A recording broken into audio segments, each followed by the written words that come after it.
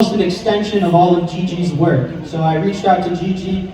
I said, hey, do you mind if my Bitcoin 101 is using a lot of your stuff? And he was like, I'd be honored. So shout out to Gigi. This presentation is really in part to him. And this is what this quote is, or this presentation, is all about, is understanding proof of work so that we can deeply understand Bitcoin. Okay, so what is Bitcoin?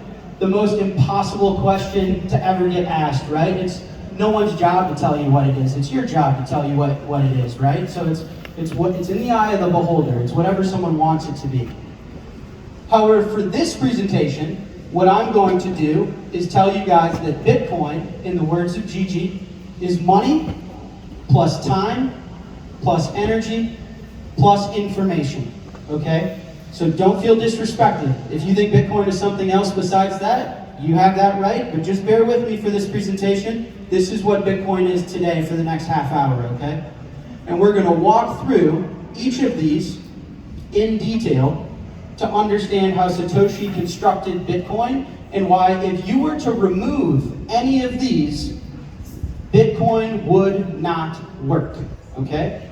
So if you remove something like energy from Bitcoin, like if you switch to proof of stake, the system would fail. So we'll walk through each, we'll understand it all, and hopefully the conclusion will be why Bitcoin is the only internet money. Okay, money, the first section. What is it? Another impossible question.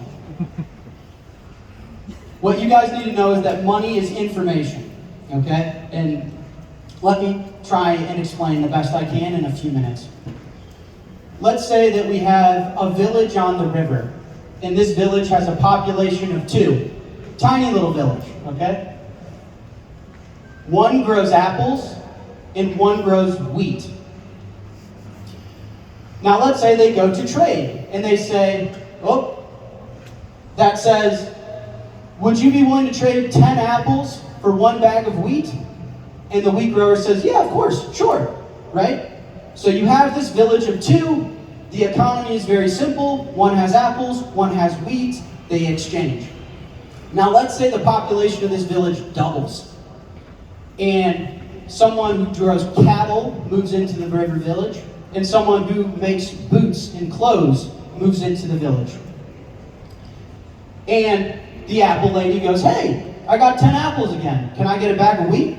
And the wheat man goes, no, I want a steak for my wheat. I don't want your fucking apples. All right? And she goes, well, that's a problem because all I have is apples. So she goes to the guy with all the cows and says, hey, can I give you my 10 apples? I'm sorry for I don't know what happened there, but can I give you my 10 apples for a steak? And he goes, I don't like apples.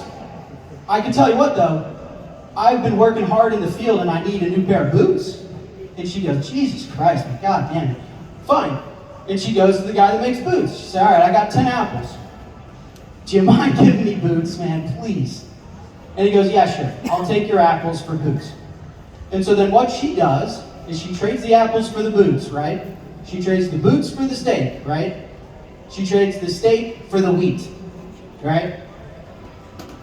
What do we learn here in understanding all of this nonsense? It's that barter is extremely inefficient, right? This is what we call bartering. This is an economy without money. Barter is inefficient and extremely time-consuming. It is very difficult to exchange a large number of goods and services through barter. Barter suffers of what we call the coincidence of wants. Is do you have what I want and do you want what I have? And it doesn't allow for the division of labor, right? If barter, you can only have an economy of 2, you can't hyperfixate and build something really particular because they may not coincidentally want what you're making, right? So in order to have a really big economy, the takeaway is that we need something else. We cannot just exchange the goods that we're creating. So what do you guys think we need to support an economy? And today we live in a world of 8 billion people, not 2. There's not 2. I mean, how many people are standing right in front of me? There's not 2 of us, right? There's a lot. We need a medium of exchange. We need money, right? And so money is a medium of exchange. It's a market good that you acquire, not to consume it, not to eat it like an apple or wheat, but to use it to exchange later, okay? So if our apple grower were able and had access to create apples and exchange it for money, then she can hold the money and then always exchange it for what she would need in the future, right? Does that make sense? And so money solves barter, okay? And money it's more efficient, it makes trade easier, and it scales the economy. It really solves the coincidence of wants, right? Where I can make something and you don't need to want what I have for me to exchange. Can you imagine if I walked into the grocery store and I said, hey, I'll work on Strike Europe tomorrow if you give me a steak? What would they tell me? They'd say, well, go fuck yourself. I don't care about Strike Europe, right? It solves the coincidence of wants. I can work on Strike Europe tomorrow and get paid money for it. I can take the money, I can go get a steak, right? And so I love this slide as a multiple choice question. Money is more efficient than barter, makes trading easier, allows for us humans to specialize on things, or all of the above, right? All of these are correct. Whew. Now, what makes a good money, right? Again, very complicated, very ambitious topic, but for the sake of this presentation, this kind of breaks it down. A good money needs to be durable. It has to last through time. All the units have to be the same, okay? You cannot have a money where one unit is different than the other. It has to be portable, so you have to be able to custody it, you have to be able to transport it, you have to be able to verify it. It has to be divisible. You have to be able to make change. It has to be hard to create more of. And the most important property is that your money should maintain its value as you save it, okay? So this slide right here, as we learned through the village of the apple grower, money is important to scale an economy, and this is what money needs to have. So the better the money, the better the society. The better we can all trade, the more we can all focus on our interests in building something very specific very well. Now, were apples a good money for that lady? Well, no, clearly not, right? Apples aren't very durable. There are different apples, like maybe you like green apples, maybe you like red apples, right? Like each unit is not the same. They're not very portable. They're not very divisible. How do you make change? Like, thank you for your purchase for one apple. Your change is 0.27 apples, right? They're very hard to make change out of, and they don't last through time. So we arrive back at this idea of money is information. Really, what makes a good money is it records who owes what to whom in society, okay? So throughout the history of humanity, we've had primarily two forms of money technology that we've been able to use. We've kept lists of things, of who owes what to whom, and we've used physical tokens, like an actual item, to record who owes what to whom. For example, an item we've used is gold, right? Gold is a money, right? And it's an item. How do I know who owes what to whom? If I have 100 ounces of gold, the world owes me 100 ounces of stuff, right? Now, what are the problems with gold? Is it good money? Gold's very durable. Each unit of gold is the same. However, gold's not very portable. It's not very divisible. It is hard, though. It does keep its value relatively over time. Now, what about a ledger? What about the US dollar, for example? The ledger is portable. It is divisible, but it's not very hard. It loses its value over time, okay? So this is kind of the world that we live in today as far as money goes. Obviously, apples are bad money, but we've tried all sorts of ledgers, and we've tried all sorts of physical tokens and things. The problem is that ledgers are very, very efficient. They scale to all 8 billion of us, but they require trust. Tokens don't require trust. You don't need to ask anybody to own gold or spend gold. But they don't scale to all 8 billion of us. They're not very portable, they're not very divisible, right? And so, what's an example of a ledger that we use today? All of the fiat currencies. So the Federal Reserve keeps a ledger, the European Central Bank keeps a ledger, the Bank of England keeps a ledger. The central banks are all these ledgers of who owes what to whom. They get to keep track of that. What's an example of a token? gold, maybe silver, seashells, salt has been used before, right? We get the idea. One is information, one is a physical object, right? Does that make sense? They're not necessarily the same thing. And this is a very important idea, this quote. If you have an apple, and I have an apple, right, and we exchange these apples, we each still have one apple. Now, if I have an idea, and you have an idea, and we exchange these ideas, now we both have two ideas. It's different than an apple. And this shows you that the exchanging information is very different than exchanging a physical object. Information money is very different than physical money, right? It's very easily copyable. So the thing about a token is I cannot move it over the internet without a trusted party. It can't scale to all 8 billion of us. It can't be put on my iPhone, right? Gold can't go in this, right? I can't put gold in my brain. But the problem with a ledger is that it has this double spend problem. Is that if you have an idea and I have an idea and we exchange that information, we've inflated the supply. We both have two ideas, right? So a ledger might reflect reality, it might not. The Federal Reserve can go back and change history. Someone who operates a ledger can know the future and use it as insider information, right? So it requires trust. So tokens don't scale, and ledgers require trust. Okay, keep bearing with me here, we're almost there. So which of these did Satoshi Nakamoto try and create, right? Going back into his emails and his earlier work, Satoshi writes about, historically people have taken up scarce commodities as money, if you can read the top there. So he's talking about tokens, right? Now if you look into the bottom, Satoshi says, until now, no scarce commodity, so no token, can be traded over a communications channel. He's talking about the internet, without a trusted third party that's been available. That's what we just talked about, right? You can't move gold over the internet. You need these information lists that require trust. If there is a desire to take up a form of money that can be traded over the internet without a trusted third party, then now that is possible, right? Even in the white paper, Satoshi refers to Bitcoin as electronic. He talks about it as a chain. So what Satoshi realized, and what I want you guys to understand, is that in a digital world, if you want money to be on the internet, you're talking about an informational realm, right? The internet is about information. Satoshi's describing that you can't put gold on the internet. So if Satoshi wanted to build a digital scarcity, which he clearly did, he would have to build a list, not a token. Can you imagine if Satoshi was like, introducing Bitcoin, I created this physical artifact and it's like his own physical coin, right? Of course not. He had to create a ledger, okay? And so, to end this section of money, money was invented as a lubricant for the barter system, but we're way overdue for a lube and oil change. Whew, okay. That was a lot. Thank you for hanging with me.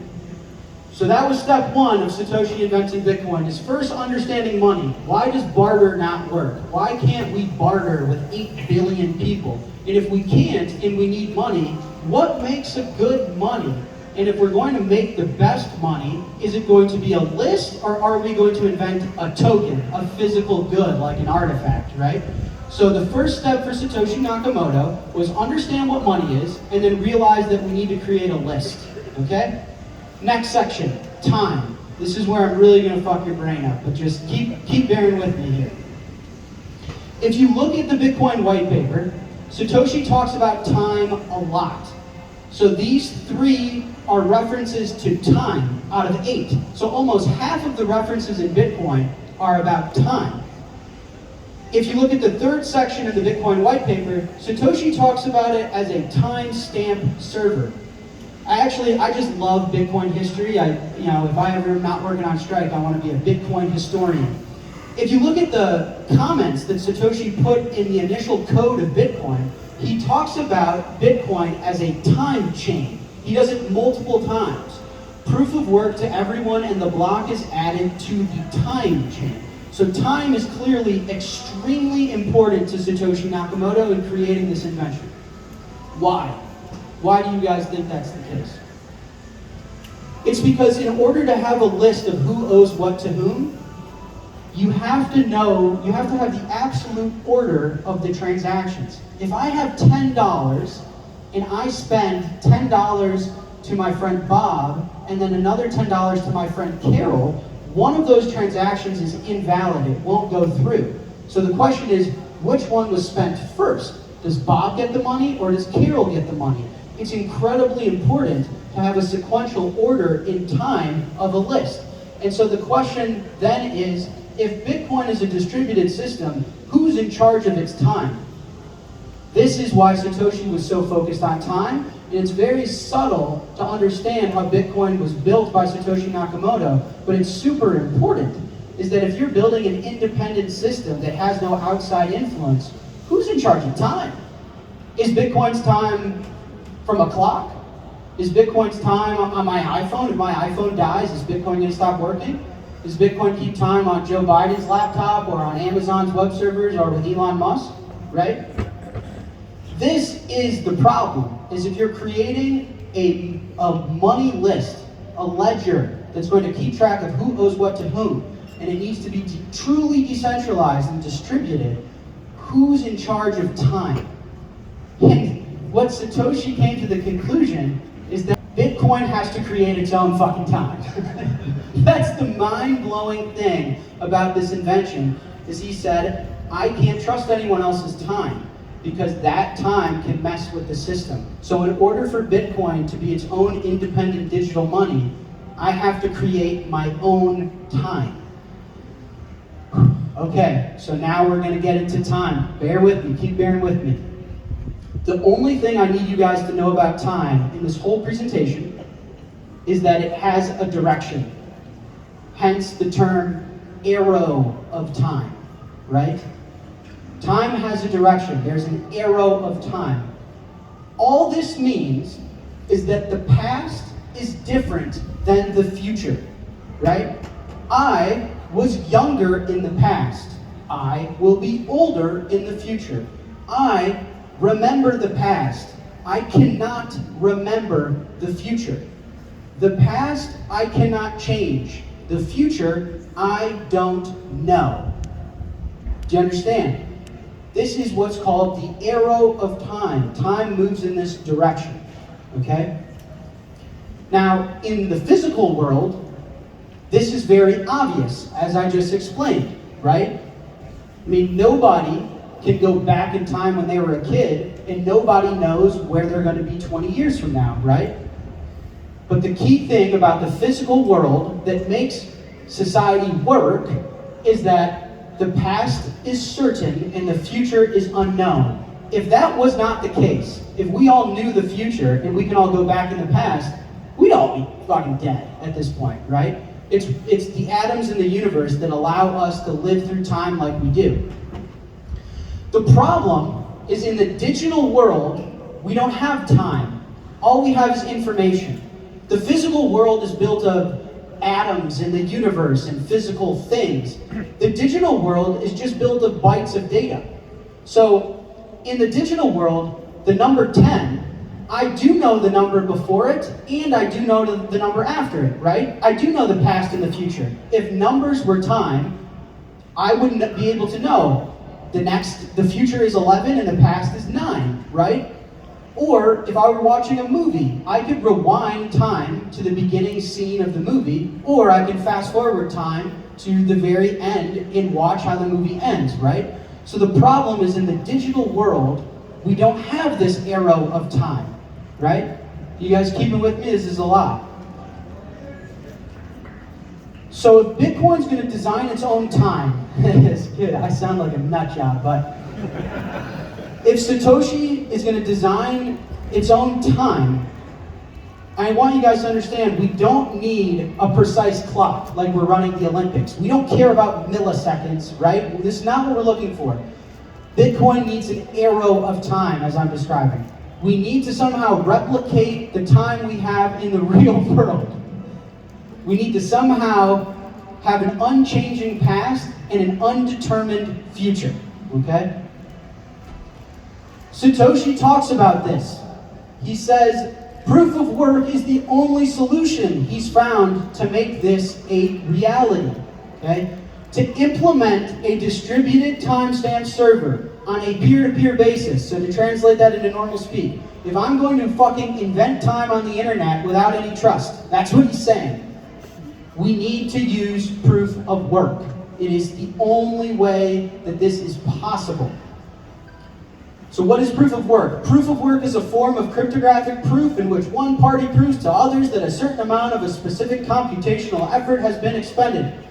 Verifiers can subsequently confirm this expenditure with minimal effort of their part. For those of you that don't know what that means, this is my version of it in Jack language.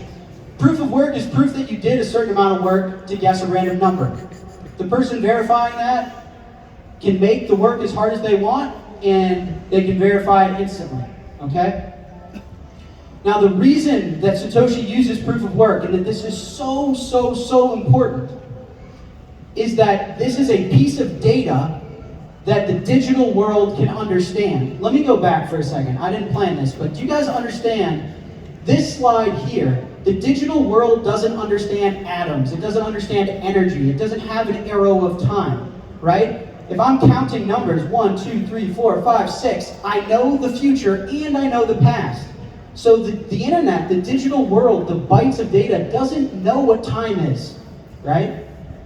The physical world does, because of atoms, because of energy, right?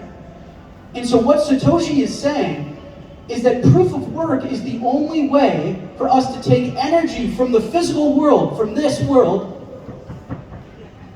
and turn it into a digital thing that the internet can understand.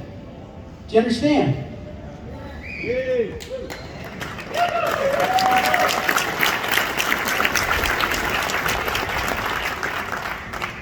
So proof of work doesn't require trust.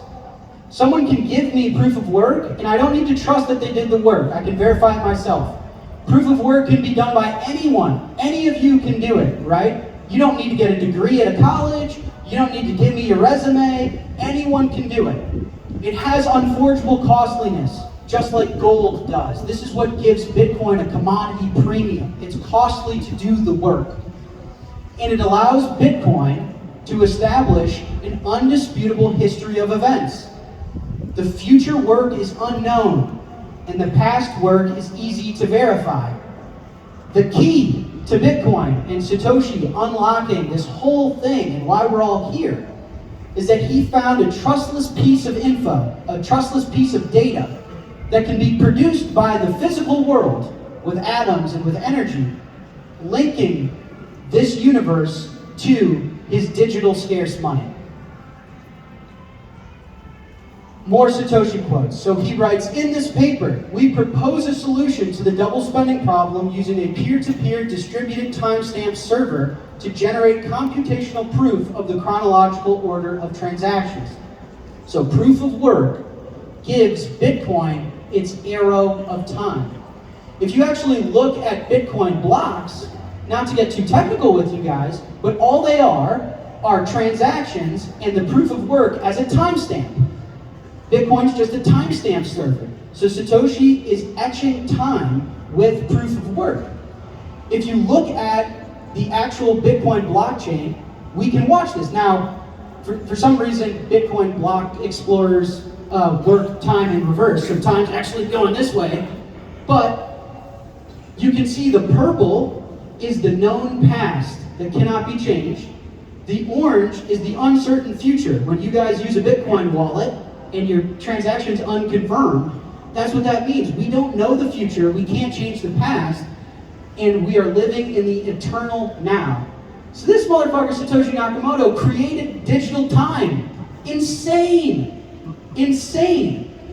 Now, is he done? Has he solved time? Can we move on to the next topic? Almost. Super close. There's one last piece.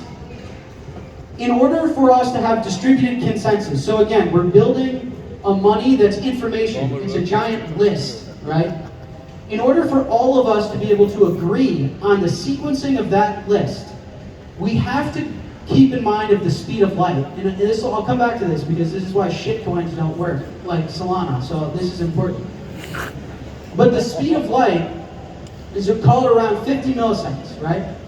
This is the fastest information can travel, okay?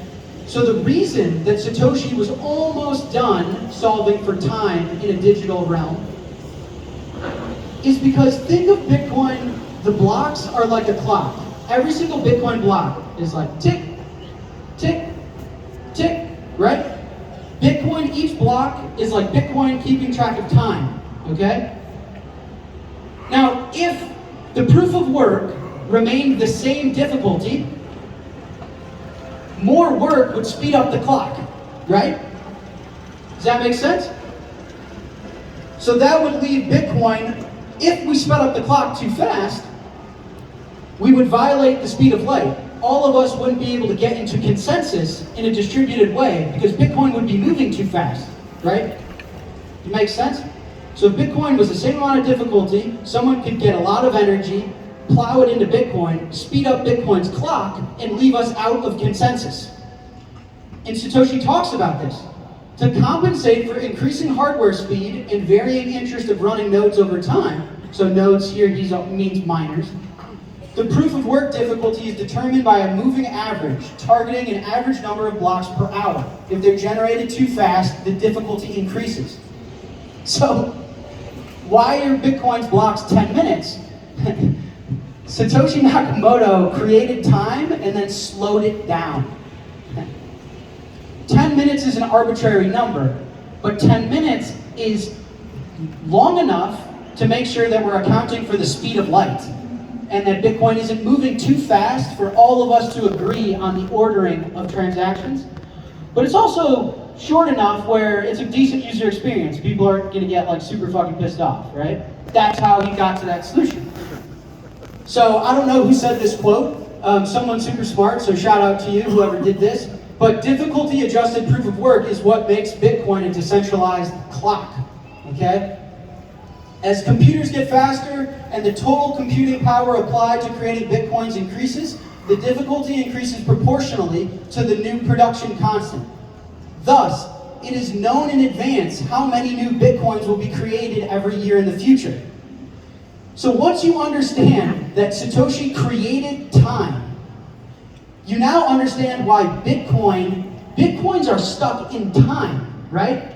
This is how we know when Bitcoins are going to be issued. This is why it's the hardest money ever. Gold is stuck in the ground. Bitcoin is stuck in time. Do you guys understand how mind-boggling that is?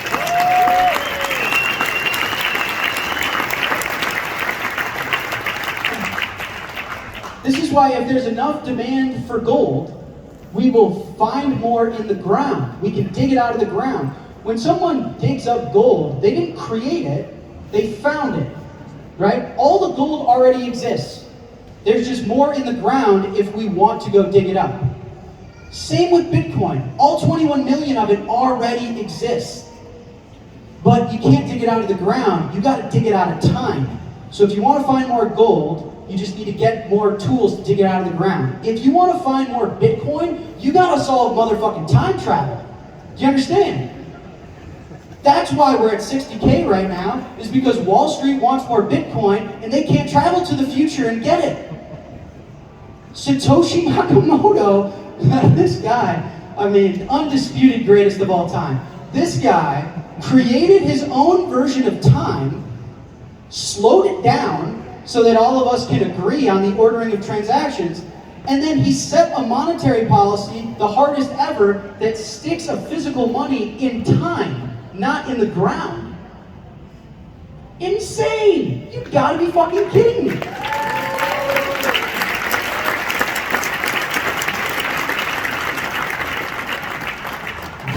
Okay. Money and time, those two sections were the hardest. That's some crazy shit right there. That's tough.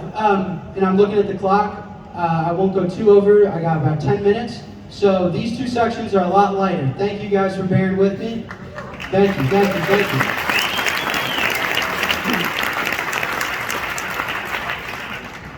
Energy. So Bitcoin's not totally done yet, okay? What's important to understand about energy, proof of work requires computations. Proof of work is just guessing. It's a lot of work to guess a random number, right? We just talked about that. These computations require energy. Therefore, proof of work requires energy. There's no way to do the work without energy, okay?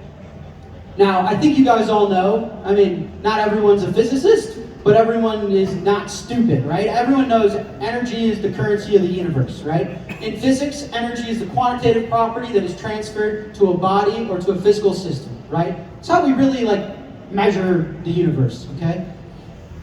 Energy is distributed fairly and accessible to everyone. This is why it's very important to Bitcoin. All of us have access to energy. If you're born, you got energy, okay? You can't fake it. You can't cheat it, you can't argue with it, you can't dispute it, right? Requiring energy gives Bitcoin its unforgeable costliness. The fact that proof of work requires energy is the reason that it has an unforgeable costliness like gold, that it has a commodity premium like gold, that it's hard to make more of. Is because all of us have access to energy, but no one can print it. It's very fair, and you can't argue with it. And through proof of work, it's the energy is what connects. Like the atoms in this universe around us, that's what connects the real world to the digital Bitcoins, right? When people say Bitcoin's not backed by anything, no. Bitcoin has atoms from the real universe. It has real energy in it, okay? So proof of work requiring energy is the reason proof of work cannot be cheated and what connects Bitcoin to the outside world. And it's actually the fact that energy spent on proof of work is why you can't time travel on Bitcoin. So I just wanted to make this quick point. Do you guys remember this is Bitcoin's arrow of time? So if you look at the purple here, the known past, the reason you can't time travel in Bitcoin and go back into the past is because of the energy that was spent to create it. Right? When people say you have to redo the proof of work, all of that purple is protected by energy. So you cannot time travel in Bitcoin. It's the same reason I can't time travel today. I wish I could go back in time 15 years ago and start mining Bitcoin as soon as Satoshi released it, but I can't, right? That's impossible. And the reason it's impossible to time travel in Bitcoin and say, I wish I went back. So I said on a podcast recently, I bought a painting for 6 Bitcoin once. It was one of the worst decisions of my life. That thing's not worth $300,000. You gotta be out of your fucking mind. I wish I could go back to that purple block and change that, but I can't. And I can't because of the energy piece, right? And this one blows my mind a little bit. It's fucking crazy. Lists of money that we know, like the Federal Reserve or the European Central Bank or the Bank of England, these are lists that reference energy in the outside world, right? They're just pieces of paper. So when Jerome Powell comes out and says, I'm changing the interest rate, that didn't require any energy. Right? What do you guys think goes into a Fed meeting? Jerome Powell is probably like, are we going to raise the rates or lower the rates? All right, now what do you want on your pizza? Right? It's like, it doesn't require any energy. But Bitcoin, with proof of work, the outside world, the energy from the outside world is put into its list. So the Federal Reserve's list points to energy outside. The energy outside in Bitcoin is internalized into its list. You understand? Crazy, crazy.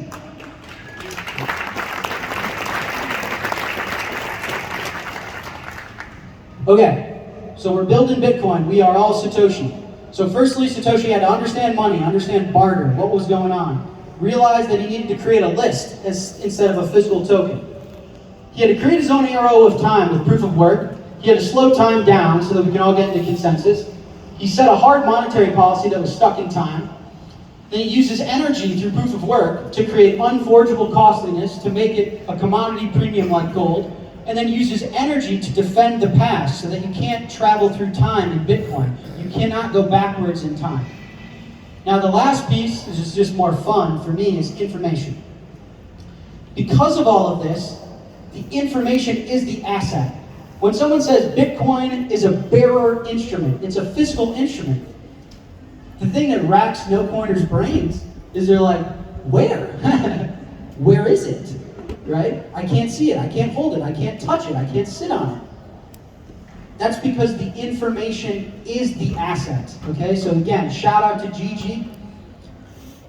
This map is not the territory. When you look at a map of the world, it's not actually the world. Can you imagine? I flew here from Chicago. It was ridiculous. It was like 12 hours. If I could just use a map and just drag my finger from Chicago to Madeira, that'd be great. But the map on my phone isn't the actual world. I have to go get on a fucking plane, right? But in Bitcoin, the map is the world. The map is the territory. The data is the asset. The literal physical information is the money itself, right? So if you look at, again, the lists and the token, and how we talked about, they're not the same. The difference between the Federal Reserve's list of who owes what to whom and gold's coins of who owes what to whom, they're very different. But in Bitcoin, the list is the money and the money is the list, right? And the only thing we can move on the internet is information. It's the only thing we can teleport, right? But because of this, because information is now money, the map is the territory, the data is the bare instrument, we can teleport value. We can put value in our head, right? So now I gotta take another shot at gold bugs. Gold is stuck in your butt. Bitcoin is safe in your brain, right?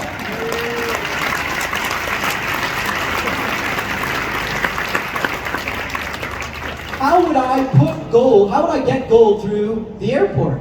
I can't put it in my brain, right?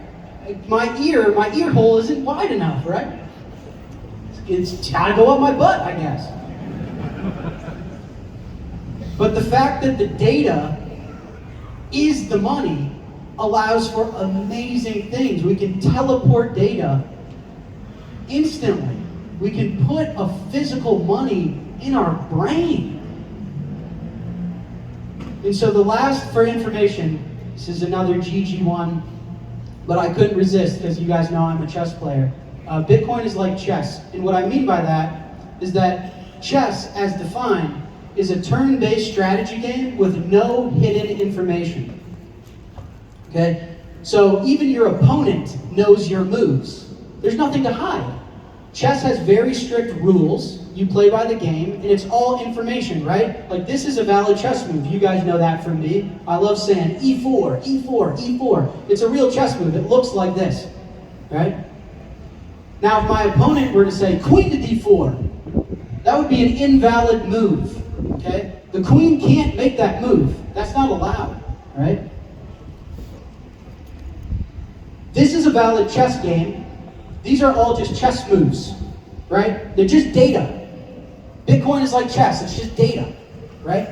But this game actually played out. This is the game of the century by Bobby Fischer. It's one of my favorite chess games of all time. So all you need is the data to understand chess. And if you try and make an invalid move, the chess consensus rules don't allow it, right? And so Bitcoin is the same way. All you need is the information.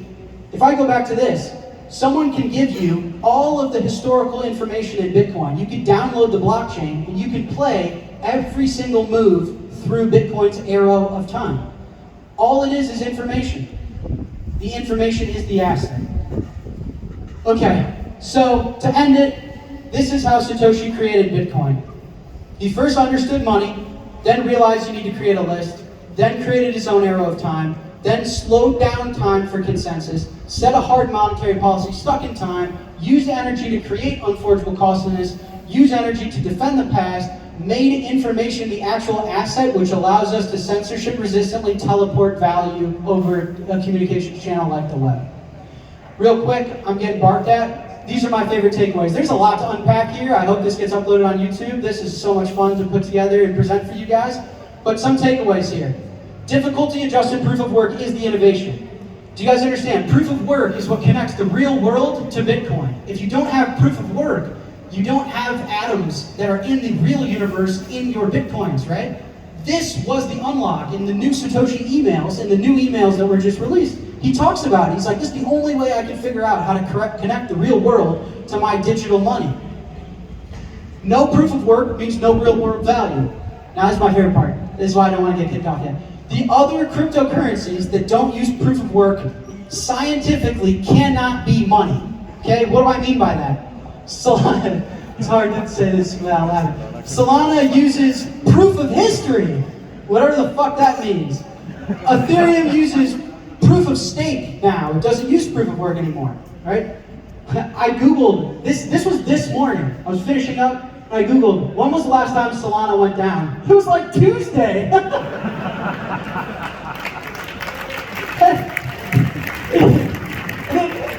And it goes down. Solana faces 11th network outage in 2 years. It goes down all the time. Why? Now, because of this presentation, hopefully you guys understand why. Look at how fast their clocks are moving, not their blocks. Blockchain is a scam. Stop saying that. Time chain, time chain, time chain. Bitcoin is time, right? Satoshi created digital time. He created a digital clock. Look how fast their clocks are moving. 400 milliseconds. Solana isn't accounting for the speed of light. The reason it fails so much is because they're not able to get distributed consensus. The clock is moving too fast, right? So whenever a shitcoin is like, oh, we made a faster Bitcoin, they're lying to you. They're violating the speed of light. So next time, send someone this presentation and say, no, no, no, no. Solana scientifically cannot be distributed money. Like according to the speed of light, not according to what your fucking favorite influencer told you, right? So, yeah, yes.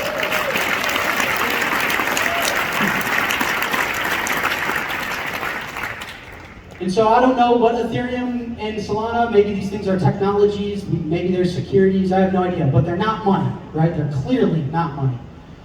So Bitcoin's issuance is stuck in time. This is why Bitcoin's going up so much, is you can't find any more in the ground. You'd have to travel, you'd have to invent time travel to find more Bitcoin.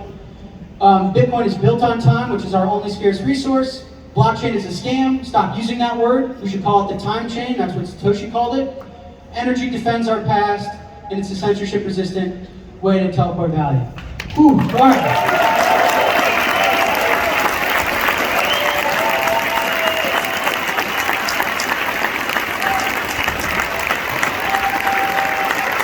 Thank you guys.